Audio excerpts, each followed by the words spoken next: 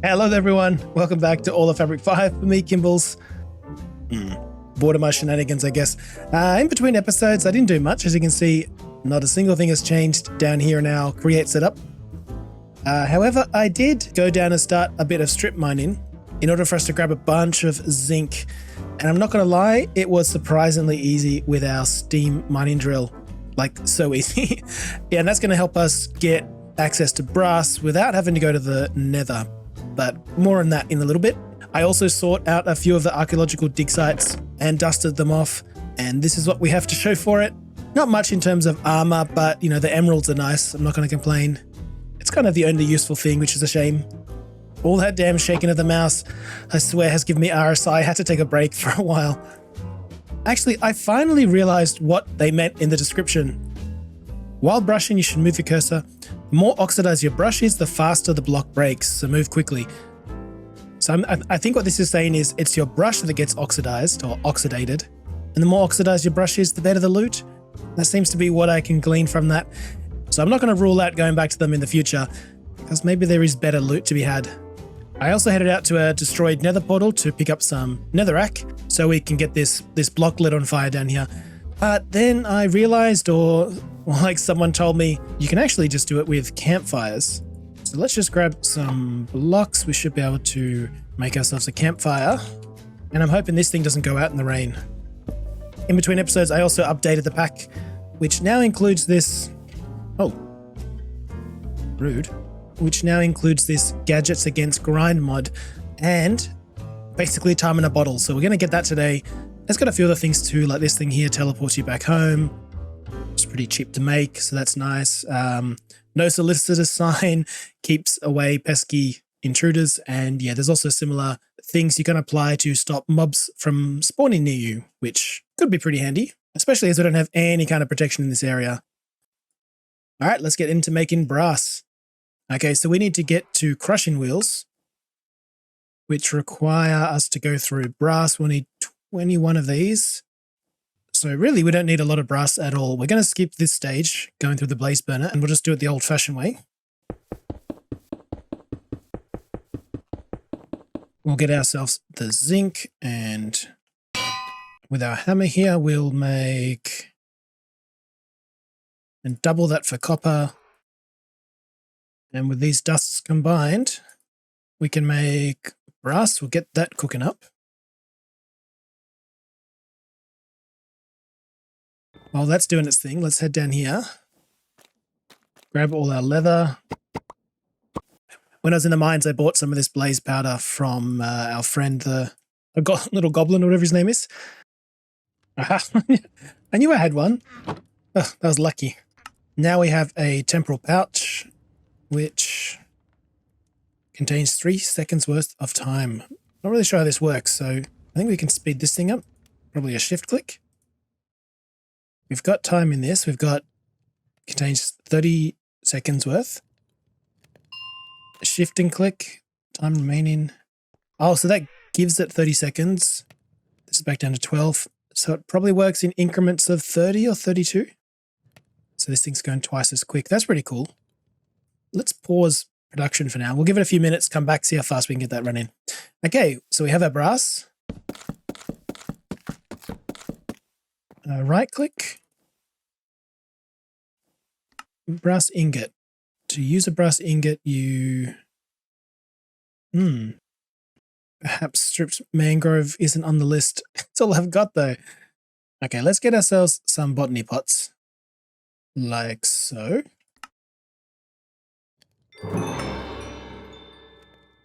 And for now, we'll just add to the mess by putting them here. Interact. Is that working? Is that getting bigger? It is getting bigger. We'll do the same over here with the oak. And they'll slowly generate wood and saplings and stuff for us. We should have more luck now, I think. Yep. I'm not sure if that's an oversight or not, but it is what it is. Next up, we need mechanical crafters, 21 of the things. So this is just iron plate and polished rose quartz. which is just applying sandpaper to rose quartz, which is redstone and quartz. So I've been through all the chests, and this is the kind of quartz that we have. And it looks like the only way to turn it into actual quartz that we can use, nether quartz, is to chuck an anvil on it.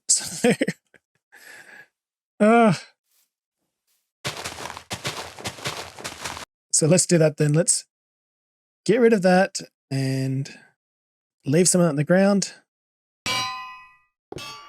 Hopefully that's enough. But at least now we can make some of these. So we need 21 of these, which is 7. So 7 rose quartz. I'm assuming sandpaper is just sand and paper. Sand and paper, yep. Pretty good guess. It's in the name. And then I believe you put one of these in the offhand and hold on to right click. Combine them with our iron plates. And we need some crafting tables, eh? 21. All right, let's give it the back wall here, I suppose. So I think it's a 5x5 in terms of its area, with 3 on either side. So this is all new for me, but I think I saw someone on YouTube do it like this. That points down. Where do you point? You point down. I think that looks good. So they'll push down, in. Everything gets down, it gets combined into this block, and perhaps just drops out. Okay, crushing wheels. A whole bunch of andesite, some planks, and some stone. So the planks went like that, and the rest of it was andesite. And then we'll just have to give some rotational force to this guy. I'm hoping that crafts it. Let's see what we can do there. One of those. Okay, so I wouldn't mind having a couple of chain drives here. And that can bring over the rotational force, and then it needs to shoot it upwards. I don't know. I mean, that works. It seems very sloppy. There it is. Is that what we want it to be? It is! Perfect. So I need to build a system that both accepts ore and wheat, and then crushes it, stores the nuggets, moves the ore on to be washed, probably recycles the cobblestone, turning it back into gravel, because you can wash gravel to get even more nuggets out of it. And of course, processes the wheat flour into dough and then smokes that twice into toast. In addition, the nuggets themselves need to be packed into ingots, and those need to be stored. So I think that this is actually going to see a complete redo. I hate to say, this is kind of our training ground. But now, though, I think it's probably time to disassemble all of this, sadly, and to build something much neater, and also to do it within a chunk boundary so that we can just have it loaded at all times. This hurts. This really hurts. It's fun, though. Okay, so I've just moved this guy over to the corner of the chunk here to give us a bit more space to play with. Perhaps, I'm thinking the crushing wheel might be best over on this side. Right, so you reverse their directions, and you belt them coming out, and you belt them going in. Now I need to figure out a way to get these spinning in different directions. Okay, we've got it spinning the wrong way, but you can flip the direction with the gearbox here. I got one spinning faster than the other. Okay, definitely not the fastest out there, but it spins. Now we need to feed this thing, and that comes a few forward, and then we need to make use of this brass and make brass funnels and tunnels. Because unlike the andesite funnel, I mean, this is about to tell us, yeah, this thing lets you do a stack at a time, or however many you choose, but it also lets you set filters. And those filters can be attribute filters, which include things like whether or not something can be washed, or whether or not it's a nugget, or etc. And we're going to try to use that to our advantage. Okay, let's set ourselves one filter. And we need to get an item that can be washed, like wheat dough. Actually, wheat flour can be washed. add that to the attribute and save it. So now this guy has an attribute searching for whether or not something can be washed. Now let's see how we go. Cobblestone should come to the right, but gravel should go the other way. Woohoo! All right. Oh, that was not as easy as I thought it would be. I did record everything, as you can tell from how much time we have in our temporal pouch. But unfortunately, there were just a bit too many mishaps and missteps and misdirections and, dare I say, failures. Things that had to be done over and over again until it worked. And it's probably best I just chalk it up as a learning experience and save myself the time of having to go through 2 hours of messy footage to try and stitch together something coherent. So really sorry about that. That one's on me. But I did save the best part for you guys, and that is turning this thing on. Actually, there was one other thing I had to do. And we'll connect that one up. Okay. Let's grab some ore and throw it in there. Watch that get crushed up.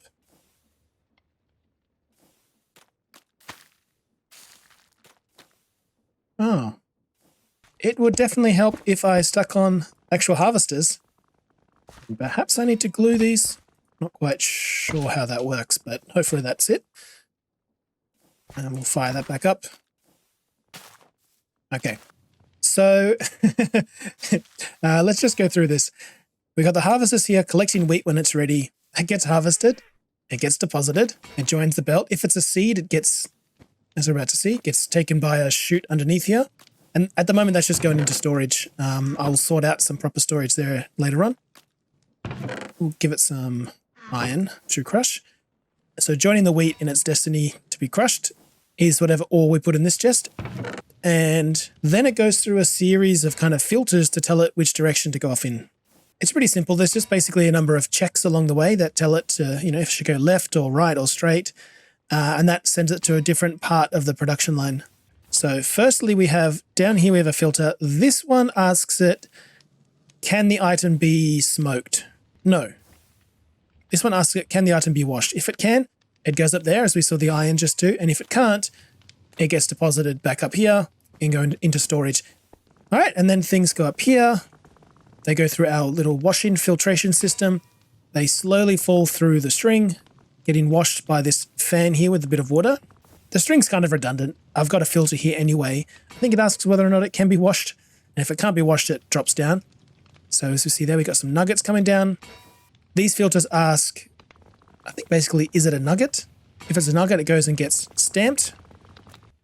And this thing down here doesn't really have a filter. It's just set to only drop items when there's 9 of them, i.e. an ingot's worth. So these will get deposited in bouts of 9. We saw this one here. This is just a filter saying if it's not a nugget and if it can't be smoked, send it on its way. And here we have a filter saying, can it be smoked? The only thing that can be smoked currently on the production line is the dough after the wheat flour gets washed. So the dough will go up here, gets put into a little chute here, into a chest where it'll just chill for a little bit. I'm sure there's a better option, but this is the only way I could figure out how to get something up and over. And then it slowly falls down here. And this smoking setup with encased fans is actually a bit tricky because it turns out you can't... I'd actually love to see this in action. Yeah, so it turns out that you can't just hold something still and run through like 2 iterations of the smoking process. And I imagine it works the same for smelting as well. For whatever reason, they don't seem to allow that, which is why I had to put this little chute in the middle here, which I guess takes the bread, puts it into an inventory, and then deposits it again. So I think it kind of resets it. I don't know, maybe someone else has a better way to do this, but either way, this works. And down here, we get our toast. Maybe later on, it'll be fun to turn this into toast with jam or, Patricia, Daddy want the big breakfast. Oh my God. I might want to eat that. But for now, I'm pretty happy with the toast. Yeah, so this is all just kind of for a bit of fun. I realize it's not a great factory, but I just needed to learn the ropes with Create. I think I've kind of got the beginning phase down pat. It was really fun. It looks really cool. It's a lot of work though. And there's plenty of other mods in this pack that kind of do all this stuff much easier, if you ask me. So In a couple episodes, we'll be jumping into modern industrialization, which gives you drills. And when you start using these drills, you get infinite ore. It's free, and it's a virtuous cycle as well. So you get more out of it than you put into it. So once you set that up, you can just set it and forget it, and your factory will be working for you while you're off doing other stuff. And since completing that is one of the goals of this series, this might be all we do with Create. Apologies again for not being able to show how I did this. Hopefully my explanation was good enough. I'm nowhere near as much of a noob with modern industrialization, so we'll definitely be going through MI together. All right, what goodies did we get?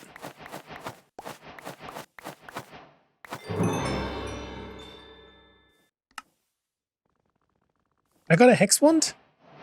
Oh, I must have got that from a quest. Oh my god. All right, that's actually kind of hilarious. All right, well, with the wind being taken out of the sails of this episode just a little bit, perhaps the best way to make up for it is to literally get some wind under our sails, by which I mean play around and see what we can do to get airborne early game. Seeing as we've already lost 2 Zarptaks, it might be good to have an independent way to traverse. And we should be able to do that with a little help from something I was just about to make anyway, is this Hex stuff. So I have had a play around with Hex just a little bit off camera, and I gotta tell you, it is one of the most complicated mods I've ever touched. But it looks incredibly fun and pretty overpowered if we can get our head around it. So let's just go through the book together a little bit, and I'm going to see if I can't make myself a spell to light this place up so we can get rid of those ugly vanilla torches. No offense. And also I want some kind of spell that can throw us really far up into the sky.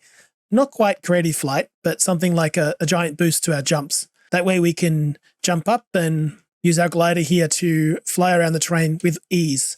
All right, so let's have a look. I seem to have discovered a new method of magical arts in which one draws patterns strange and wild onto a hexagonal grid. It fascinates me. I've decided to start a journal of my thoughts and findings. Okay, don't worry, we're not going to read this whole book together. I'm just the important stuff. So from what I can tell, you get this grid in where you can draw patterns. And depending on what you draw, and then the way in which you draw it, obviously these aren't actual patterns that I'm doing, you can create effects on the world. And usually those magical spells cost media, which is a fancy way to say amethyst, I think. Okay, we'll just, the most common source of media perhaps is amethyst. And that now has 3 variants. We've got the regular amethyst shards, but we also have charged amethyst and dust. Don't quote me on this, but it's something like 5 dust equals 1 amethyst shard, and 10 amethyst shards equals a charged amethyst, or something like that. Casting a hex is quite difficult. No wonder this art was lost to time. I'll have to reread my notes carefully. It's interesting to note that the rotation of a pattern doesn't matter at all. These 2 patterns both perform the same action called Mind's Reflection. Now, you're going to have to read this yourself, unfortunately, because we just don't have the time.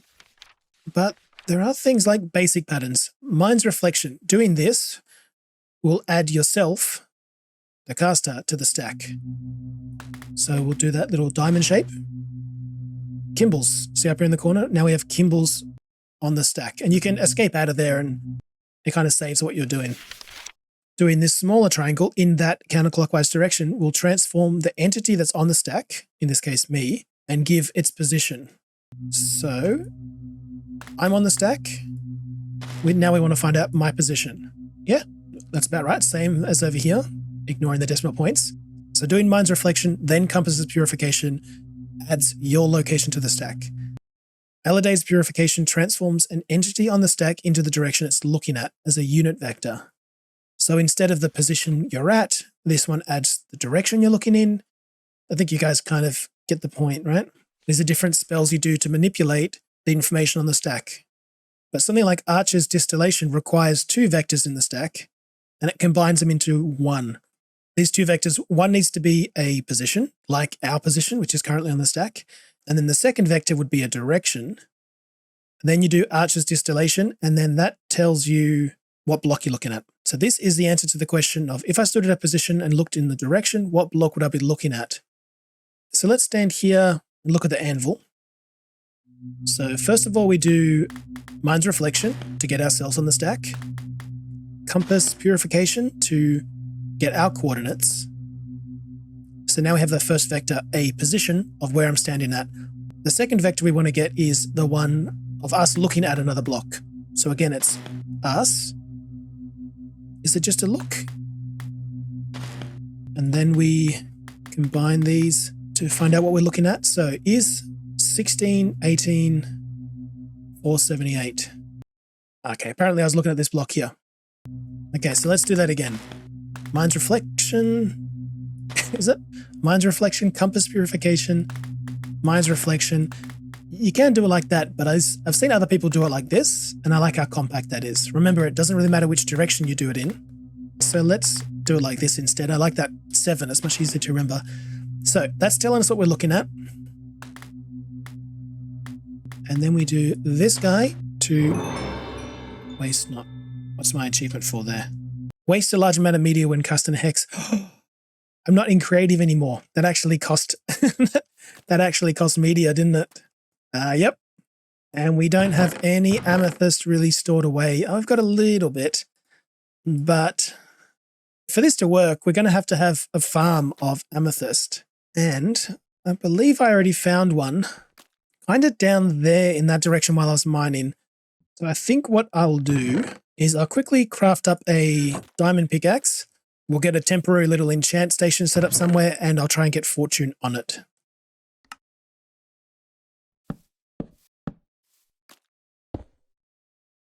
Oh, fortune 3. What luck. Straight off the bat. Okay. We can sort out getting fully equipped later on. I don't think we're at too great of a risk here at the moment. So let's head down the mines, find that amethyst geode, and see how much we can get. Oh, there it is. Not hard to find. All right, let's fortune these things with a bit of shapeless. Focusing just on the amethyst cluster. See how much we get.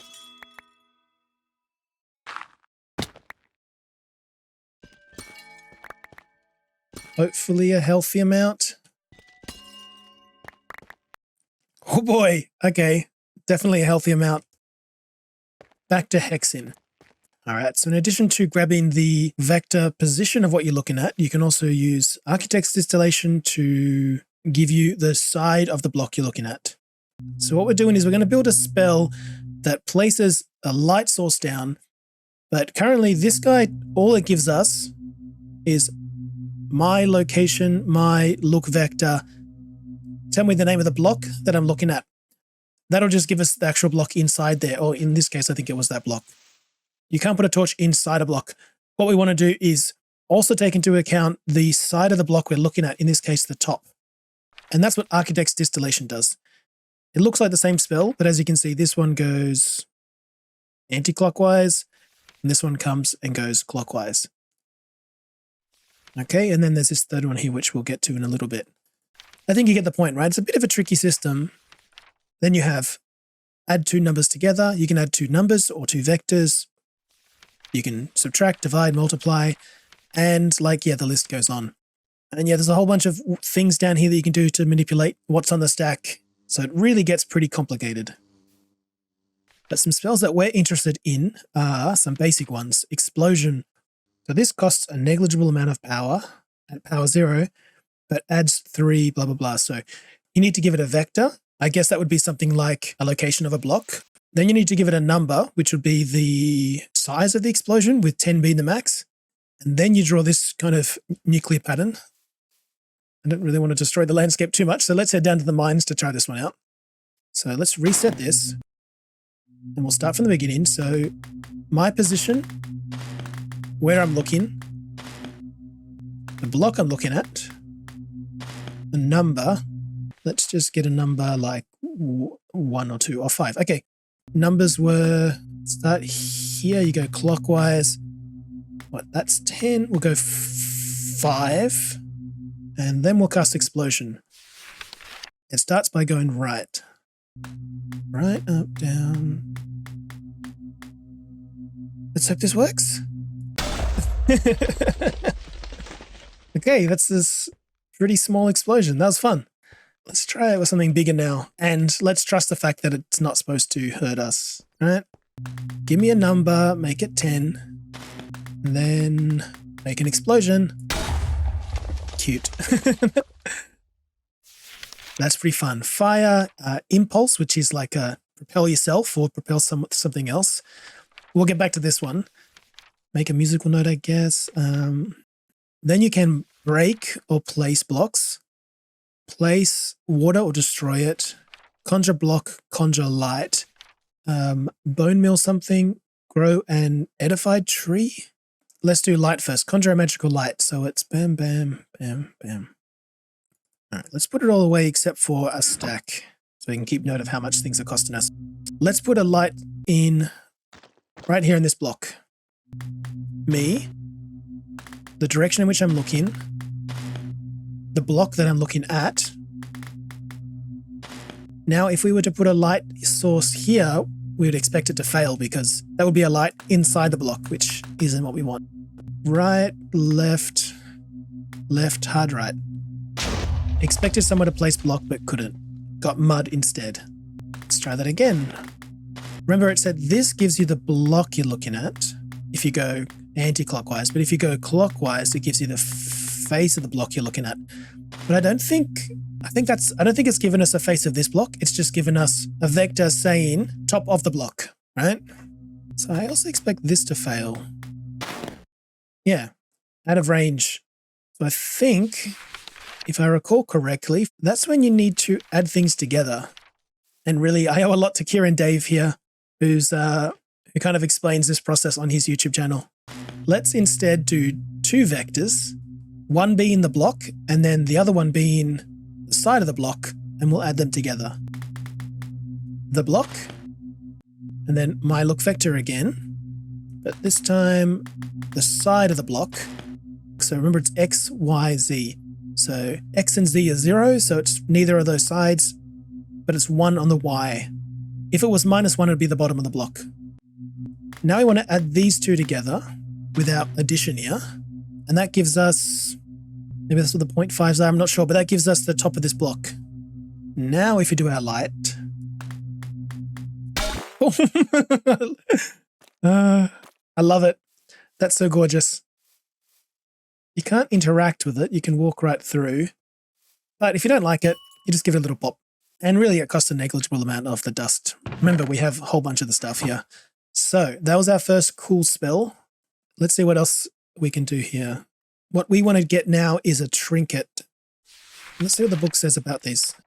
So we don't want to have to do that long spell every time we just want to put down a light source. We may as well just be using torches. So instead, what we want to do is inscribe that spell onto something which we can hold in our hands and just press it. You can do this with ciphers, trinkets, or artifacts. All of them hold the patterns of a given hex inside, along with a small battery containing media. Simply holding one and pressing right button will cast the patterns inside as if the holder had cast them out using the staff. Okay. Ciphers are the lowest here are fragile, destroyed after the internal media reserves are gone and cannot be recharged. Trinkets are the same, except you can charge them. And artifacts are even better than that, in that once it runs out of amethyst to use, it starts using your health, I guess. That's pretty cool. But it's pretty expensive as well. Cheap stuff. We'll get a trinket. So it was one of them, and 4 around gives us our trinket. A focus is a neat little item that is capable of storing a single iota onto it. You can store many different patterns on a focus and recall them when casting spells. There's our focus. It seems like you put it in your left hand, then cast your spell. You can put these patterns anywhere, by the way. The order in which you draw them matters, but not where you put them. So, I could put this over here, this over here. Oops. It might be messy and ugly, but it does the job. Then we want to add those two together. And then we need to write that somehow. Scribe's reflection is you're bringing it back out. Scribe's gambit is when you're tucking it in. That's clockwise. Okay, I regret making this all messy. So clockwise to save it onto the focus. Now we have a focus that contains... unfortunately that looks like it contains those coordinates, which isn't going to do us much good if we want to put a light source somewhere else. It's just going to try and put a light source here. There's a solution to that. It's where these brackets come in. Here we are. So one of the many peculiarities of this art is that patterns themselves can act as iotas. I can even put them onto my stack when casting. This raises a fairly obvious question. How do I express them? So we're not so interested in the top of this block, which is what this focus currently holds. We're more interested in the pattern which says, what's the top of the block that I'm looking at? And to get that, use introspection and retrospection, which are obviously just brackets. So it's going to save the formula for us. So let's instead do what we just did, but within brackets. Let's try and keep it nice and tidy this time. So my look vector, the block that it collides with. The side of the block that I'm looking at. So we went the other direction that way. These aren't the same spells, remember, these two. Then we want to combine those two, add them together. Place light down. Save it, and then write it onto the focus. Now retrieve it from the focus and execute the action. Okay, at least that works. Okay, now we've got to get that spell, which we've got stored in this focus here, and put it into the trinket. And require two things, the list of patterns to be cast, so the pattern needs to be in the stack, and an entity representing a dropped stack of amethyst to form the battery. And what's the pattern to get an entity? That was this guy, wasn't it? It's going to be an entity on the ground right there. F3 and B. So your friend here to try and find the hitbox of the entity. So I'm going to ask it, what am I looking at? But instead of doing the block or the face, I'm going to do the entity. Amethyst shard, cool. And then we want to bring to the stack the stuff from the focus. Okay, and then we want to add them together by crafting trinket. Alrighty, did we do it? We've got a trinket here containing 320 dust. Oh, we did it! Oh, okay, how much did that use? That used just over 1. Let's get rid of these ugly lights and start putting down some magic ones. It even works on walls because I remember the pattern said the face that I'm looking at. That's pretty cool. Okay, so that's a little bit of fun. We have lights. It's not the greatest thing in the world, but what I want to do now is a much more interesting one, and one that's going to be super useful for us. Remove an entity and direction from the stack, then give a shove to the given entity in the given direction. And then we were almost there. We have an entity ourselves. We have a direction, which is the direction we're looking at. Then we have a number. We're just doing 2. Then we have to kind of combine these two, and you do that through multiplication. Now we have an entity and a vector. And it's these two that we're going to tell to operate together to push me forward. Fingers crossed. Actually, I'm going to undo it. I want to know how much this costs us. Here we go. Propulsion time. Oh, we did it. It took 4. All right, that was fun. Let's do that again with power of 2. Propel. Okay. Maybe 2's not enough. Now let's do it with, I guess, 4. 1, 2, 3, 4. How much is this going to cost us? That is nice air. Yikes. That was cool. It cost us, what's that? 16? 16? I can live with 16. That's dust, not shards. All right, now let's make a trinket of that. Perfect. Now we've got these 2 little trinkets that we can just keep there. So now when I run around, turn hitboxes off. Let's say we want to go visit our neighbor. Oh!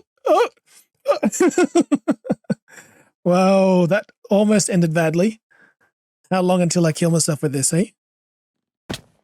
Anyone home? They're probably off visiting their own neighbors. What a friendly neighborhood we've moved into here. The main issue that we have at the moment is getting equipped up. We've got just chainmail armor on. We've got very few trinkets. In fact, none at all. That's just our create goggles, which I'll put away there. Now, what trinkets do we have? Nothing on our face. We've got a cross necklace, which increases invincibility after taking damage. That's nice.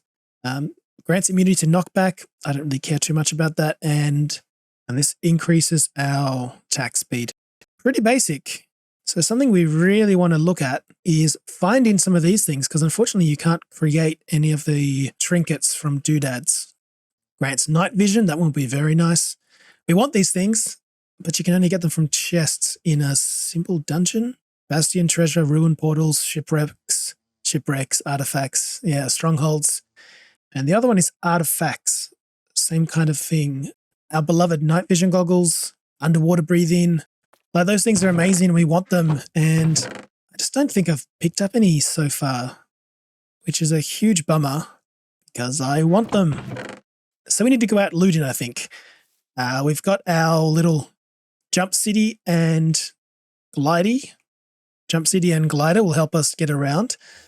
And let's go adventuring and looting and pillaging and see how we go. You're going to have to cut it short there. This was a bit of a long one, but hey, you made it to the end of the episode. Congrats on that. There's nothing here for you, really. So you probably feel pretty dumb for not stopping it sooner. Sorry about that. So I probably over-recorded this one, but the good news is I've got another half an episode in the bag. So next week's video is going to be a piece of cake. Well, hopefully you found some of the description of Hex useful. I felt I needed to go into a bit of detail with it, as like, it's a lot to get your head around. It was for me, at least. What we were able to accomplish, though, really is like the bare minimum. So you should probably go check out their Discord server and see what actual wizards can do. I'll link it in the description. All right, bye for now. See you in the next one.